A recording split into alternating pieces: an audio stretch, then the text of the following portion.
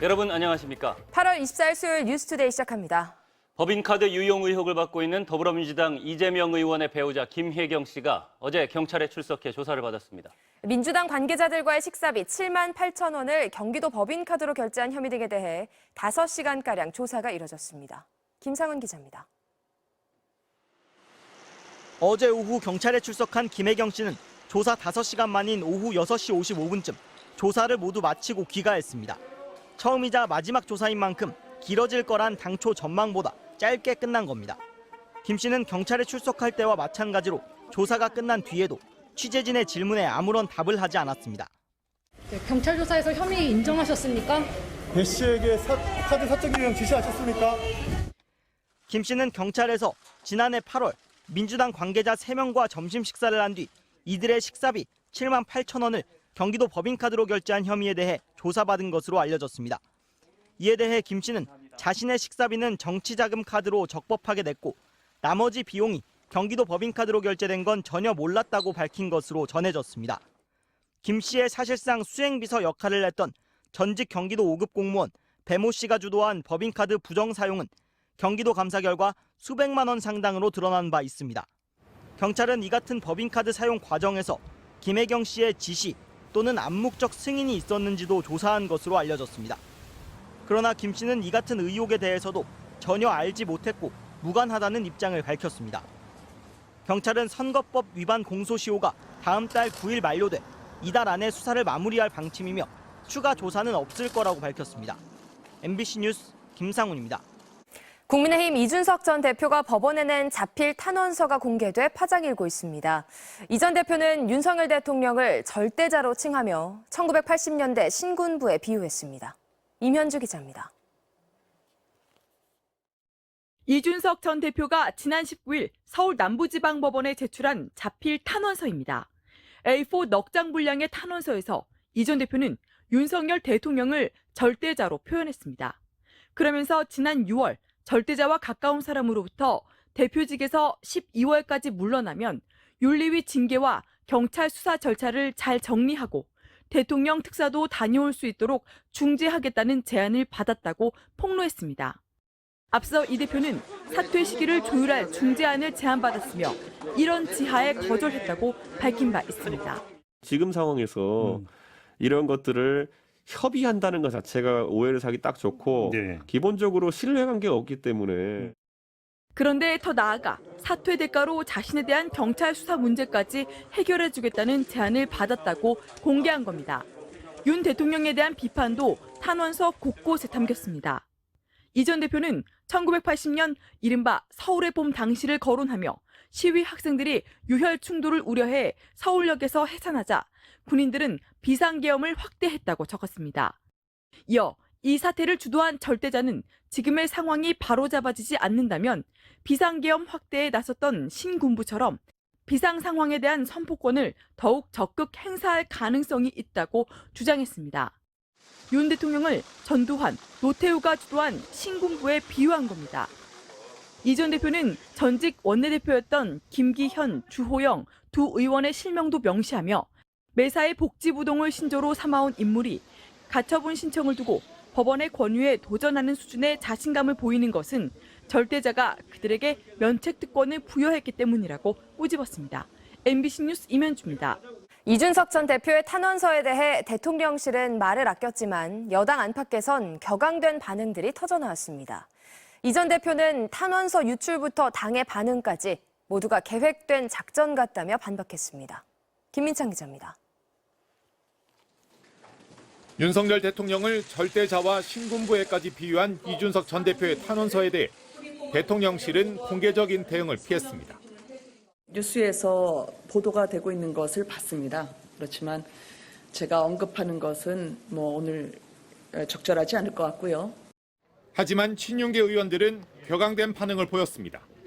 윤핵관으로 꼽히는 한 의원은 가상의 적을 만들다가 이제는 대통령까지 저격한다며 탄원서는 소설 같은 내용이라고 일축했고 또 다른 의원은 언론의 관심을 끌기 위해 수류탄을 난사하고 있다고 말했습니다.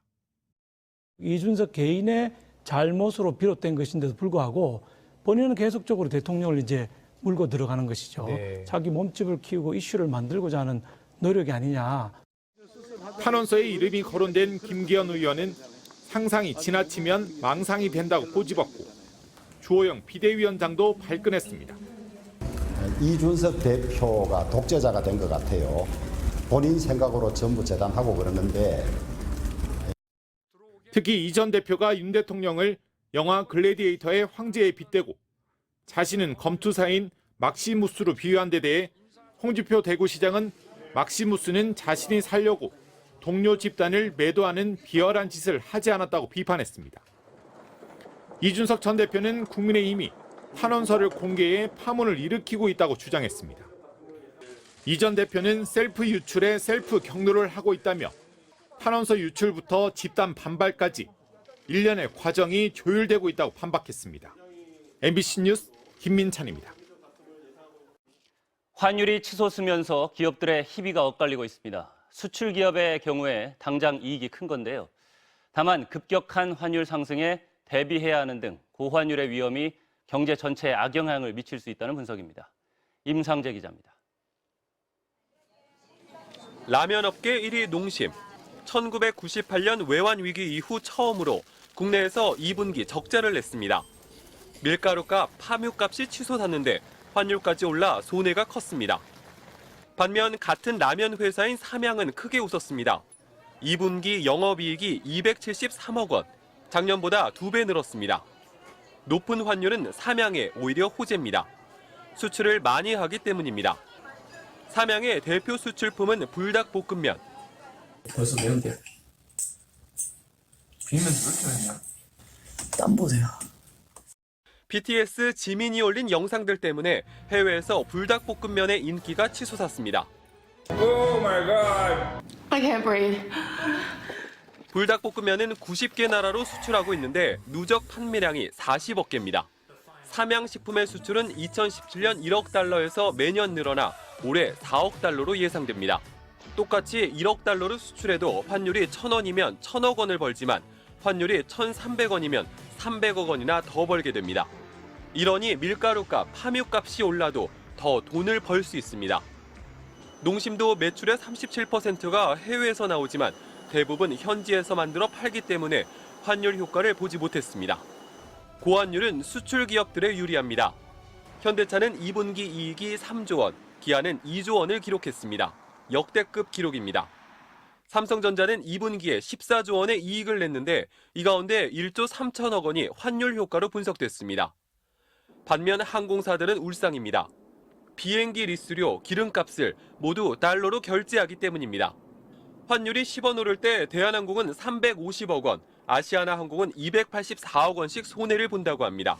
큰 기업들은 환율 위험에 대비하고 있지만 지금처럼 환율이 치솟으면 역부족입니다. 하지만 이렇게 높은 환율이 계속되면 결국 경제 전체에 좋지 않습니다. 전문가들은 전 세계적인 달러 강세 때문에 당분간 환율이 계속 오르는 건 막기 어렵다고 보고 있습니다. MBC 뉴스 임상재입니다. 예, 현지 시간으로 오늘은 우크라이나가 구소련으로부터 독립한 독립기념일인데요. 최근 푸틴 측근 딸의 사망 사고까지 겹치면서 양국 간의 긴장감은 더 커지고 있습니다. 미국은 우리 돈 4조 원 규모의 추가 군사 지원에 나설 계획으로 알려졌고 자국민들에게는 며칠 안에 민간 정보 시설에 대한 공격이 예상된다며 우크라이나에서 철수할 것을 권고했습니다. 파리에서 조명아 특파원이 보도합니다. 볼로디미르 젤렌스키 우크라이나 대통령은 현지 시간으로 어제 열린 크림반도 반환을 논의한 크림 플랫폼 회의에서 8년 전 러시아에 빼앗긴 크림반도를 이번 전쟁에서 되찾겠다고 공언했습니다. 특히 우크라이나는 러시아를 진정시키기 위해 전선을 동결하는 데 동의하지 않는다며 러시아와의 협상 가능성을 일축했습니다.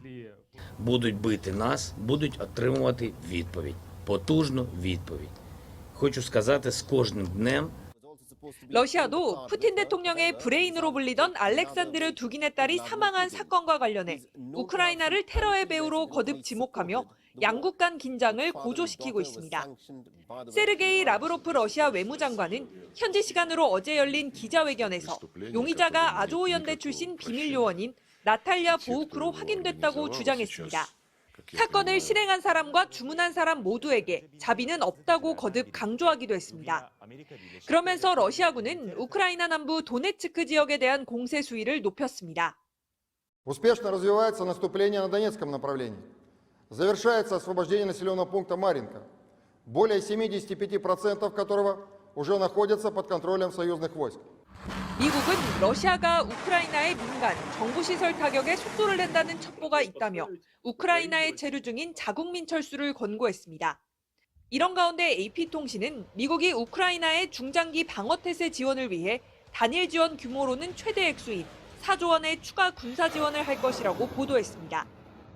특히 오늘은 우크라이나가 구소련으로부터 독립한 지 31주년이 되는 날이자 전쟁이 발생한 지 6개월이 되는 날로 전면전 발생 가능성도 제기되고 있어 유럽 전역의 긴장감이 확산되고 있습니다. 파리에서 MBC 뉴스 조명아입니다.